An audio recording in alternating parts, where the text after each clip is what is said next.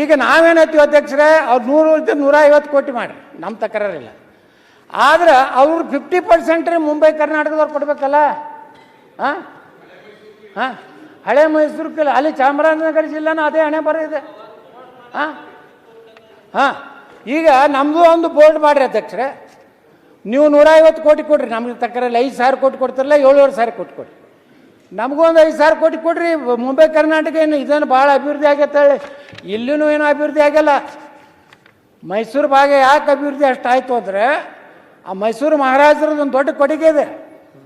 ಅವರು ತಮ್ಮ ಮನೆಯನ್ನು ಬಗ್ಸಾರ ಒತ್ತಿ ಇಟ್ಟು ಕೃಷ್ಣರಾಜ ಸಾಗರ ಕಟ್ಟಿ ಅವಾಗ ನಿರ್ವಹಣೆ ಮಾಡ್ಯಾರ್ತೇಳಿ ಮೈಸೂರು ಭಾಗ ಅಭಿವೃದ್ಧಿ ಆಗಿದೆ. ನಮ್ಮಲ್ಲಿ ಯಾರ್ರೀ ಆದಿಲ್ ಸಾಯಿ, ಬರೀದ್ ಸಾಯಿ, ಕುತುಬ್ ಸಾಯಿ, ಮೊಹಮ್ಮದ್ ಸಾಯಿ ಅವರೇ ಬರೇ ಕಟ್ಟ್ಯಾರ ನೋಡ್ರಿ ಗುಮ್ಮಟಗಳು ಎಲ್ಲ ಊರು ತುಂಬ ಅವೇ.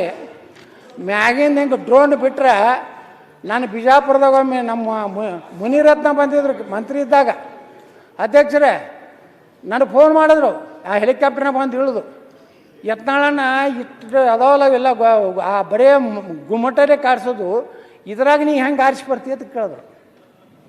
ಬಿಜಾಪುರ ಹಾಗೆ, ಬೀದರು ಹಾಗೆ, ಕಲಬುರಗಿ ಹಾಗೆ, ರಾಯಚೂರು ಹಾಗೆ, ಸ್ವಲ್ಪ ಬೆಳಗಾವ ಮುಂಬೈ ಸಮೀಪದಿಂದ ಡೆವಲಪ್ಮೆಂಟ್ ಆಯಿತು.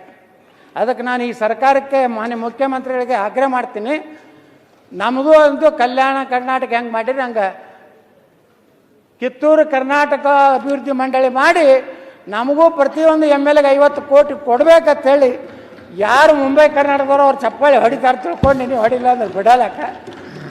ಏನ್ರಿ ಕೊಂಡ್ರೆಡ್ಡಿ ಅವರ ಎಲ್ಲ ಕಟ್ಟದ ನೋಡ್ರಿ. ಅದಕ್ಕೆ ಅಧ್ಯಕ್ಷರೇ, ಇನ್ನು ಮುಂದಿನ ಅಧ್ಯಕ್ಷರೇ, ಇದು ಭಾಳ ಭಾಳ ಸೀರಿಯಸ್, ರೈತರ ವಿರೋಧಿ, ರೈತರ ಬಗ್ಗೆ ಒಟ್ಟೆ ಕಾಳಜಿ ಇಲ್ಲಾರ್ದವ್ರು. ಆ ವಿಷಯನೂ ಸತ್ಯವನ್ನು ನಾ ಇವತ್ತು ಹಿಡಬೇಕಾಗಿದೆ. ಅಲ್ಲ, ಕಳಸಾ ಬಂಡ್ರಿ ಯಾರಿಂದ ನಿಂತಂತ ಹೇಳಿಲ್ಲ. ಕಳಸಾ ಬಂಡೂರಿ ಹೇಳಿದ್ರಲ್ಲ, ಕೇಂದ್ರ ಮತ್ತು ರಾಜ್ಯ ಅಂತ ಎರಡು ಹೇಳಿದ್ರು ಅವರೇ. ನೋಡ್ರಿ, ನ್ಯಾಯಾಲಯದಾಗ ನಾ ಪರಿಸರದ ಹೇಳಿದಲ್ಲ, ನರೇಂದ್ರ ಸ್ವಾಮಿ ಅವ್ರ ಪರಿಸರ ಹೇಳಿಲ್ಲ, ದಿಲ್ಲಿ ಪರಿಸರ ಹೇಳಿದ್ದು. ಹಾಂ, ಅಲ್ಲಿ ಹೋದ್ರೆ ಬರೀ ಇದೆ ಹಣೆ ಬರ.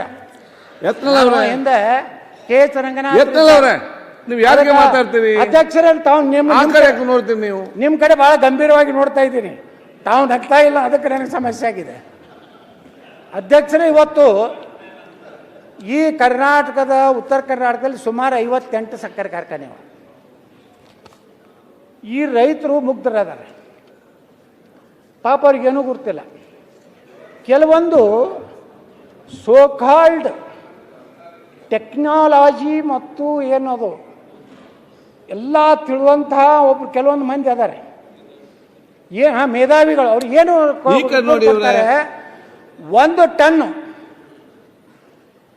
ಒಂದು ಟನ್ ಕಬ್ಬನ್ನು ನುರಿಸಿದ್ರೆ ಒಂದು ಸಕ್ಕರೆ ಕಾರ್ಖಾನೆಗೆ 14,500 ರೂಪಾಯಿ ಉಳಿತಾವು. ಮತ್ತು ರೈತರು ಅವಾಗ 3,500 ಬೇಡೋದು ಏನು ತಪ್ಪೈತೆ ಅಧ್ಯಕ್ಷರೇ? ನೀವು ಹೇಳ್ಬೇಕಲ್ಲ, 14,500 ರೂಪಾಯಿ ಒಂದು ಟನ್ನಿಗೆ ಉಳಿತಿದ್ರೆ ಇವತ್ತಿನ ಎಲ್ಲ ಸಕ್ಕರೆ ಕಾರ್ಖಾನೆ ಮಾಲಕರು ಹೆಲಿಕಾಪ್ಟರ್ ಇಡ್ತಿದ್ರಿಲ್ರಿ ಲಕ್ಷ್ಮಣಣ್ಣವ್ರ? ಇಡ್ತಿದ್ರಿಲ್ಲ? ಯಾಕೆ ಹೇಳ್ತಾರೆ ನೋಡ್ರಿ ಅಧ್ಯಕ್ಷರೇ, ನಾ ಇಲ್ಲಿ ಲೆಕ್ಕನೇ ಕೊಡ್ತೀನಿ, ಇದನ್ನ ಚಾಲೆಂಜ್ ಮಾಡ್ತೀನಿ. ನನಗೆ 14,500 ಕೋಟಿ ರೂಪಾಯಿ ಒಂದು ಟನ್ನಿಗೆ ಉಳಿತಿದ್ರೆ ಇವತ್ತು ನನ್ನ ಸಕ್ಕರೆ ಕಾರ್ಖಾನೆ ಅವರಿಗೆ ಮಾಡ್ಲಿಕ್ಕೆ ಕೊಡ್ತೀನಿ. ನಮ್ಮ ಸಕ್ಕರೆ ಕಾರ್ಖಾನೆ ಮಾಡಿದ್ವಿ ಅಧ್ಯಕ್ಷರೇ.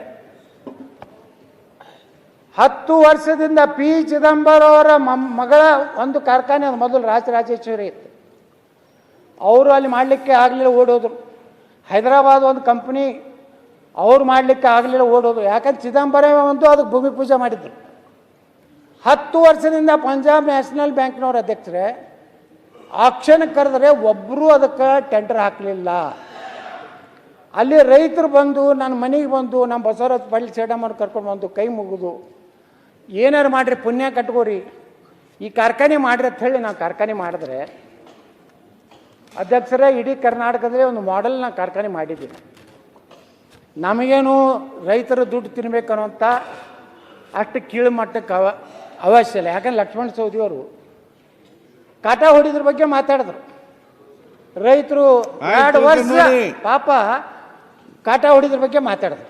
ಆದರೆ ಏನು ಕ್ರಮ ಆಯಿತು? ನಾ ಹೇಳ್ತೀನಿ, ಬೇಕಾದಂಗೆ ಕಾಟ ಹಾಕ್ರಿ ನಾನು ಮುಂದೆ.